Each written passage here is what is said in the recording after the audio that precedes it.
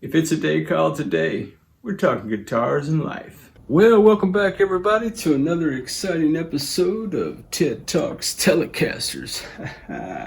Now, Jack, it's TED Talks Guitars and Life, man. What is going on? Man, I pray that you're having a fantastic day wherever today finds you.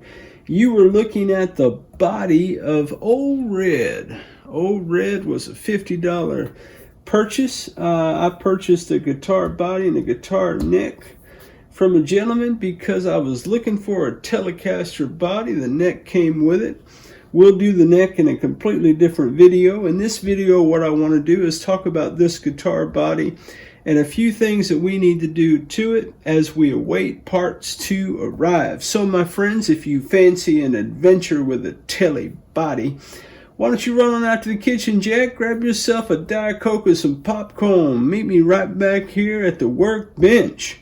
Let's get into it. Well, guys, welcome back. So, Old Red. Now, Old Red has one of the weirdest finishes that I have on any guitar that's been through the shop.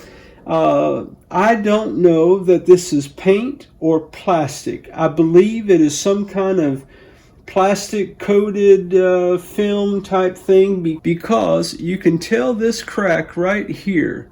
It's not like paint that chips, it's like skin that pulls. I know that because as I was carrying the guitar to the car, I had a little piece sticking and I went like that and it kind of peeled off of my fingertips, Jack. So this guitar has several places like that. This little side over here. And guys, I'm not a cosmetic guy. If you hang on the channel, if you knew that. Oh, by the way, if it's your first time, welcome, Jack.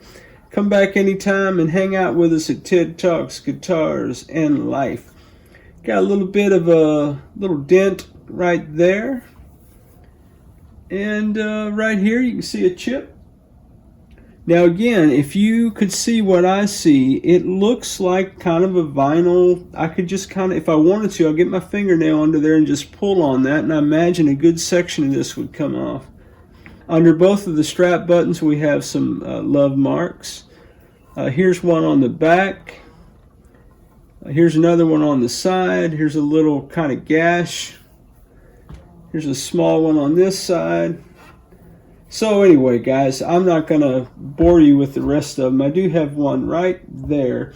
And you'll tell that under it, it's kind of a blue, purple, and in the cavities you can tell a purple tint here. I don't know if this guitar was purple at one point in time and they just vinyl wrapped it with something. I really don't know, guys. I do know, though, wherever it is scratched, you get kind of that purple, blue, and it feels, I don't know, man, it just feels wild. I don't, that's a technical term. It is a technical term. Again, on the back of the guitar body, you've got your string through ferrules. They're not exactly flush to the body, but that's okay. I'm all right with that. The neck plate is stuck to the body of the guitar. So I don't know if it was a joined. Maybe if this is finish, if this has lacquer on it, maybe they put that on there before it cured and so it's stuck. Guys, I'm not going to pry that off. It's going to be what it's going to be.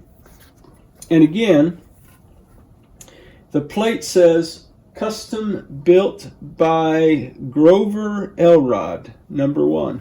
I think that was just a guy that built himself a homemade guitar. But here's what's interesting. I find this to be pretty fascinating. That output jack kind of brace in there. So it has just the circular jack and the hex nut holds it tight to that piece right there. And guys, you don't see that on a budget guitar. Now, I don't know this to be true. I've had a lot of Telecasters through the shop, and very rarely have I seen that. I don't know if this was a Squier body. I don't know if it was a different kind of body. I intend to do a little bit more research. I think these 3 dots give this away. I just don't know what those 3 dots mean. I mentioned in the assessment video that it does have Mickey Mouse ears in the neck pocket. that means that it kind of looks like Mickey Mouse when you look at it that way. Kind of looks like his ears up at the top. I also mentioned that we've got some neck pocket work to do. There's a chip out here. So I need to be filling that up probably with some wood filler of some kind, and I'll be sanding that pocket out where it's super clean in there.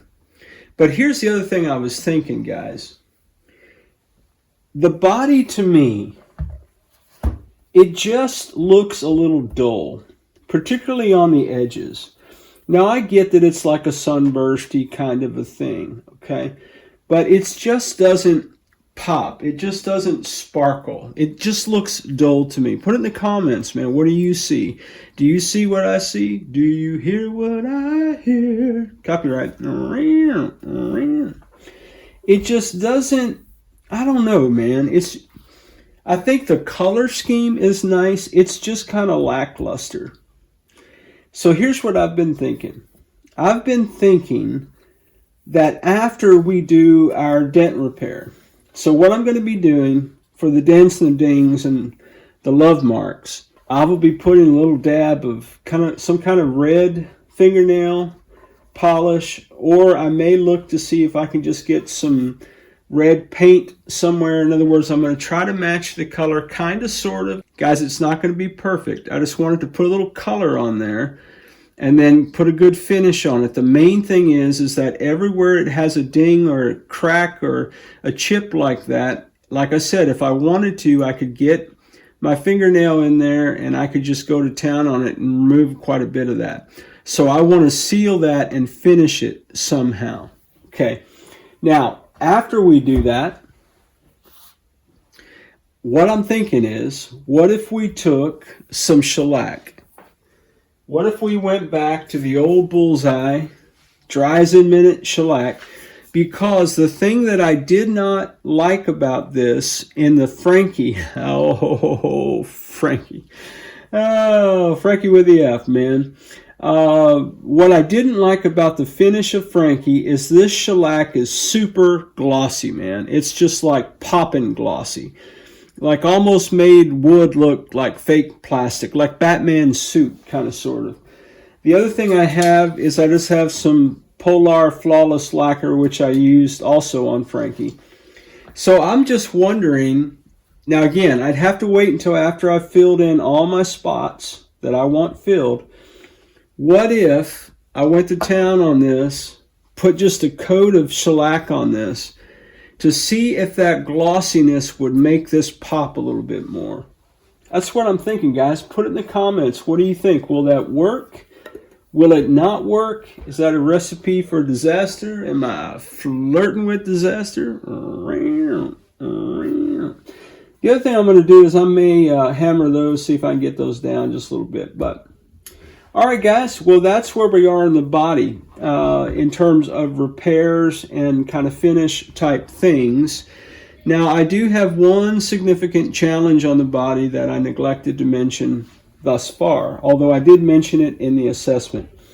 There is a broken screw right there that holds in the pick guard. So I'm going to figure out how to dig that screw out. I will have to refill that with some kind of wood. The main thing is when I screw the pick guard on here, I want to make sure that all of the screws are able to go into the body of the guitar. And so I've got to dig that out. That should be quite the fun adventure. I've never done anything quite like that. In the body of a guitar, I did do it on a headstock, so I know it can be done. Oh, Superman, the gift that keeps on giving. Anyway, guys, that's what we're going to do in this crazy adventure. So I think the first thing I'm going to do is tackle this, because at the end of the day, I've got to do that first. There's no reasons if I'm going to do the shellac or if I'm going to do the lacquer, even though that would live under the pick guard, I want a lacquer or shellac over that after I've repaired it. Okay, so I've got to do that first, and then, as I said, I will be looking through my wife and daughter's nail polish collection to see what kind of red they have, or I may, just to give it a little bit of character, I may just straight CA glue over this, and then a shot of the accelerator, and we'll move down the road. And we'll just call those love marks and all these visible signs of dents and dings a little bit of what we call character around the channel, Jack. So let me get my implements of destruction standing by, and we're going to tackle that right there. Can we get half a screw out of this guitar body? I don't know, guys, but it ought to be fun, man. Stick around. Okay, guys, I'm not sure if this is going to show up enough for you to see it on the overhead cam here. However, I did take a Sharpie. You may remember that this guitar body does have a pick guard that goes with it that looks a little something like this. So what I did is I drew those lines where it would be inside the line of demarcation of the pick guard. Okay, should you see me really breaking a lot of ground, so to speak, right here, it's okay as long as I don't cross that line of demarcation. In fact, what I'm going to do, Keith, you know I'm going to do it, baby. You know it, you love it. Little blue tape for the win. I'm going to put some blue tape around those lines just so that I know. And just in case my drill bit slips. So I think what I will be doing, and I'll go ahead and just kind of make it as if it's a square here. And I'm exaggerating the line, okay? Yeah, I mentioned a drill bit because I think what I'm going to do is drill next to it a little bit. And let me exaggerate that line as well. So I'm giving myself just a smaller space to work in, okay, than what I would really technically have. But again, I just want to limit myself to an area that's going to be under the pick guard. And because I've got some other blue tape, and although this is not about cosmetics, there's just no need for me to risk slicing and dicing any more of this body than the repairs that I just showed you would be needed.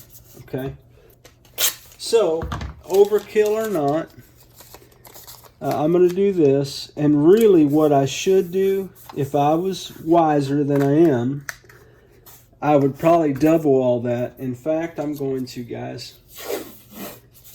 I have learned the hard way that one ply of tape is just not as thick as one might think. And so if my drill should get away from me, I don't want it to penetrate that tape. So what I'm doing is I'm kind of putting it down, and then I'm folding the tape and kind of bunching it up a little bit. And I'm going to put it down again. And then I'm going to take some more tape. Do a little something like that. Well, not on the... There we go. I'm just trying to create as much buffer as I can, guys. Cosmetics is not the end of the day for me. However, there's just no need. If I can prevent myself from causing any more damage, I might as well. Okay? Well, we've got this covered up now. So now what I'm going to do is I'm going to try to work around the edge of that screw to expose the screw enough where I can either grab it with some kind of needle nose pliers or something. Okay, that's the process that I followed when I did the headstock repair. So I'm going to grab my hammer and a little screw, kind of chisel screwdriver, and I'm going to kind of go right beside this. Now this is going to tell us a couple things about the body of the guitar too, my friends. That screw is so rusty that it is almost disintegrating. You see all that?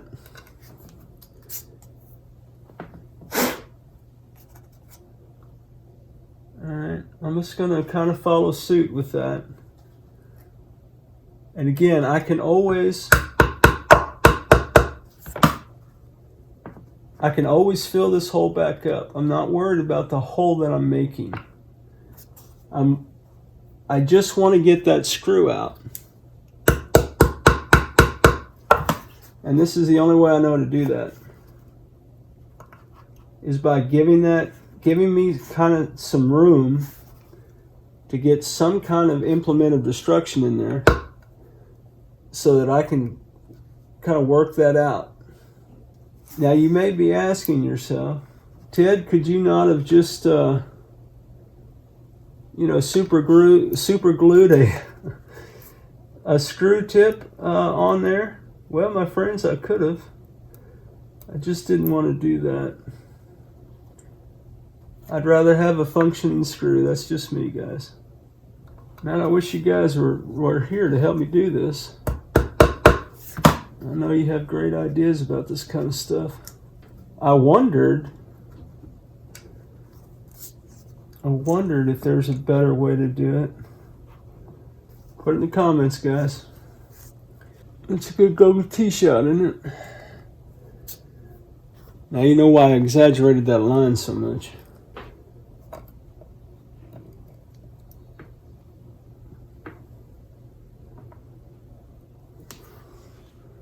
Alright guys, one very rusty, very broken pickguard screw.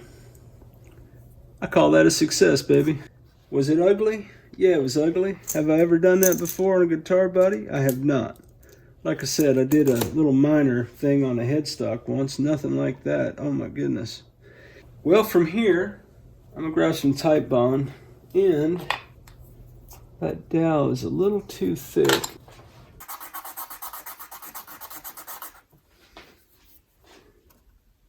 See how deep that is. So the depth is... Okay. All right. You know, it's funny, guys. Ever since I've been doing this kind of fill work on, tuning machine heads and stuff like that, anytime I see a dowel of any kind, I think, oh, that'd be a nice... that sure be a nice... that would sure do the trick. So I went and, like if I'm at a restaurant and we're eating, I don't know, shish kebabs or something. Shish kebabs? Who eats shish kebabs? Well, I do.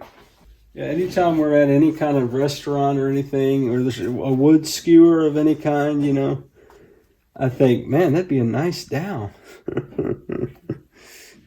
And so I usually take them.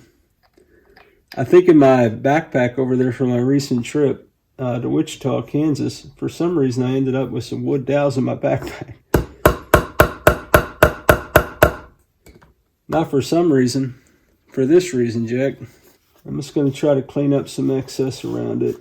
Alright guys, I'm going to let that dry, and when it dries I'll clip the tip and I'll sand that, and we'll be ready to do some dent and ding repairs as soon as I get some reddish paint or decide what I'm going to do. All right, stick around.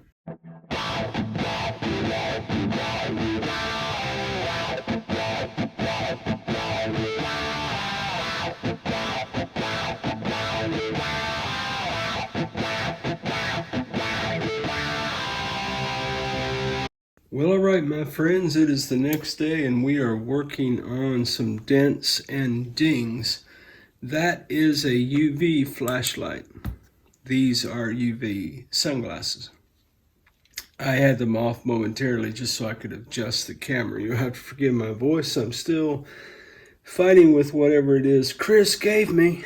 So this is what we're doing to all these little kinds of nicks that we had in this guitar body. Let me see if I can show you one that, like this one right here. I haven't done this one yet, clearly. So anywhere that I had any kind of mishap on the body. So we had one that was right here. You may remember that looked more purple underneath to match the purple here. Okay. I don't know if you could see that. Let me see if I can zoom in. I think you could probably make that out. If I turn this light on, it'll probably make things worse. Yeah, it probably makes things worse in terms of the glare. Can you see that? Looks more purple. So I am waiting for my CA glue accelerator to come. What I thought I was doing with the chips is that I was going to go with clear and a little accelerator, clear CA glue, a little shh. And then I thought, you know, I have black CA glue and I could shh. And then I thought, you know what, I've got UV nail polish. So this one, they call it dark cherry, I think. It looks more purpley, but you really have to get up on it. You have to be in a certain light to see it at all. And then if you look really closely, it's more purple than it is black.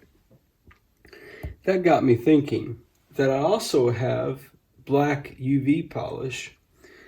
And so I put a little black UV polish right here. That is the hole that I created last night.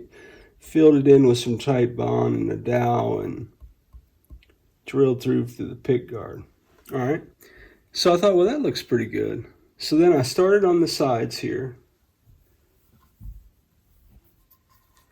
Right here. And what I liked about it when I did it, okay, now it's a little bit raised up. You could feel it if you were touching it. You could feel kind of like a chip would feel, all right? But that is actually a little bit of a mound from the black UV polish. Same is true here. But what I dig about it is that it looks like a chip and there's black paint under the red. I just thought that looked cooler than the clear with the purple underneath. Same is true here. These two were probably unnecessary. I just had a couple little nicks here. I just figured while I'm doing it, I'll just do it. Then the biggest one I did was back here. Now guys, that wasn't that big of a chip. I exaggerated it. Okay, it was a little bit of a line that you could probably see right there where this finish was kind of starting to peel up a little bit. However, what I thought was that would look better to me. I don't know, guys, put in the comments what you think. Okay, now you might also notice that I've taped up the plate, which I can't get off the guitar. I haven't tried to pry it off. I just thought leave well enough alone. So I put the blue tape over that, and I put the blue tape over the string ferrules for the string through the body, because I'm still thinking I'm going to put I'm either going to go a coat of shellac or a coat of lacquer on the back of this to see if I can get this to pop. It looks much better in the camera than it does in person. It's really cool looking. I dig it, but it's not sparkly. It doesn't pop. It doesn't have pizzazz, you know. I figure if you're going to go in the paint for a look like this, man, it ought to just glisten, you know what I'm saying? All right, so I've got one spot right here I'm not going to do with the black. I will be doing clear CA glue there and some accelerant. The two around the neck pocket are probably going to be the biggest challenges, in that it's more difficult to get the flashlight to rest here. Okay, I would just go over the edges here. Okay, it would look akin to this. All right, and then on this side I think I'll do the same thing, and I get that's right on the front of the guitar, but see where it's chipping here? If I wanted to, guys, I could take my fingernail and keep chipping away that and just take a lot of this finish off. So I think what I'm going to do is cover that up with the black, put the UV light on it, and see how it goes. Okay? And I thought, well, man, while I'm working on this, why don't I bring the guys in and show them what's up? So I'm going to attempt to do this with the camera rolling, and we'll see what happens. I need to adjust the camera a little bit because y'all are in my way. Y'all all up in my business, Jack. And I need to adjust it because I'm probably going to be moving it around. You might not be able to see what I'm doing as much. All right, stand by. Now, guys, I'm not saying this is the way anybody should do this. It's just the way I'm doing it, okay? Now, the challenge with the nail polish is it comes off thick sometimes. And I'm trying to get a really light coat. And again, because I don't mind if it looks like a chip, I'm trying not to make it perfect looking. If you hang on the channel, you know I don't do anything perfectly anyway. That's probably a little too aggressive, what I just did right there. And I don't want to put it on too thick, because if it's too thick, it will take too long to dry. Okay guys, it's been about a minute. So it's somewhat tacky. Okay, now again, to give it that dull look, I'm just taking my thumb. Okay, now I'm going to take my rag. And that's going to dull it down. And I'm sure some minuscule fabric from the rag is getting in there, and that's okay. So it leaves us looking something like that. I just think it looks more like a natural kind of a chipping. And I'm not trying to do a relic thing, guys. Anybody who watched the Frankie Chronicles knows that my bride is the artist of the family. I am clearly not. Now, also, if I've got that much rag sticking to it, that just means I need to cure a little bit longer. Let me do that. That's just a sign that my paint was too thick. But you hang on the channel, you're used to me overdoing things. Okay, guys, been about another minute here. Yeah, okay. So I think I like the way that looks. I just like it better than I think it looks like it's, you know, a big chip and there's kind of black paint under there. I don't know. Okay. So on this one, oh, I got a little bit of nail polish on my cork block. Man, these cork blocks have served me well, guys. All right. Sunglasses. I wear my sunglasses at night and apparently in the morning. Okay, so I did put a little bit here, as you could tell, on the tip of the horn, the neck pocket right there, and on the edges just where I had some, and that looks really gnarly, and that's okay. That is all right. All I'm trying to do, so I'm going to turn my flashlight on. Got my sunglasses on, don't worry about my eyes. I'm going to set that right there like that. I'm going to leave it there for a minute. Okay, and that again, that's a UV flashlight, that's UV nail polish. It is hardening the polish, and I don't think that'll be too hard of a job for it because, oh, and I'm trying not to look at it. FYI, I'm looking out the window. Looks like a rainy day. Man, the weather's really cooling off here, man. I hope it's cooling off for you. That is if you enjoy cool weather. If you don't, I hope it's getting warmer.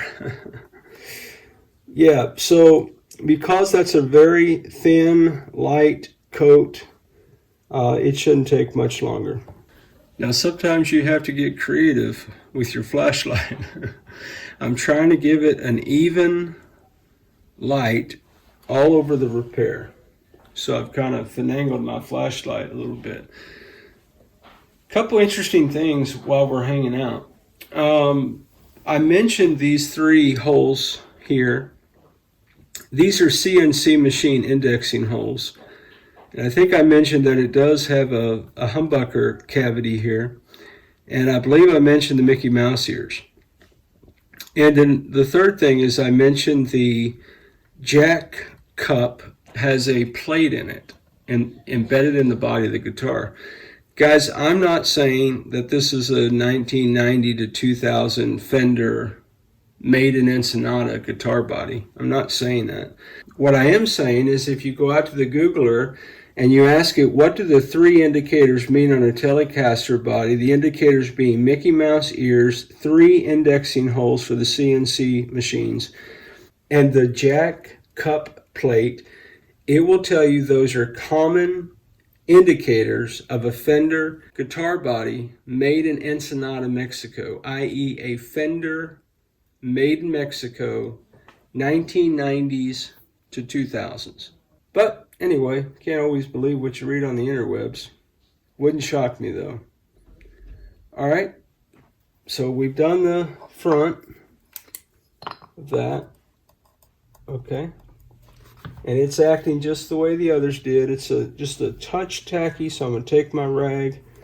I'm going to do that, and that's going to give me kind of what I was looking for there. Now, the dangerous thing is that I put my nail polish brush back in the bottle, which means it now has way, way, way too much polish on it. So I'm just going to have to kind of gingerly do this. I think I want to do that. Now again, the UV polish a little bit like CA glue in theory. When you put the UV light on it, i.e. the flashlight, kind of like UV resin, somehow the light makes it kind of flow into where it needs to go, okay? So there it is kind of before. And it looks really bright in the monitor. All right, I'm going to get creative with this. All right. So got our UV light shining on the UV polish. And again, we'll give that a minute and we'll come back and check it out. This is probably a good time for me to tell you that before I did the purple, the dark cherry UV polish, and before I did the black UV polish, I did experiment with 2 other colors of red nail polish. Hey Brant, man, this will timestamp the vid for you, bro. Yesterday morning, you posted a video, you're working on that SG and you're doing some repair work like this. And one of the challenges that you had was matching the color of the paint with nail polish.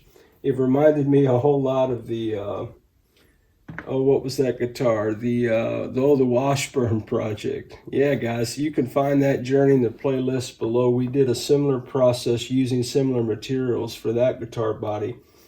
And I just couldn't get the color exactly right. At the end of the day, we just lived with it, and that guitar now has a new owner, and everybody's happy, happy, happy.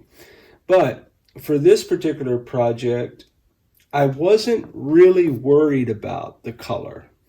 So if you want to do this and you want to make it where these fills do not show, then what you're going to need to do is really pick your poison of your nail polish colors much better than I did mine.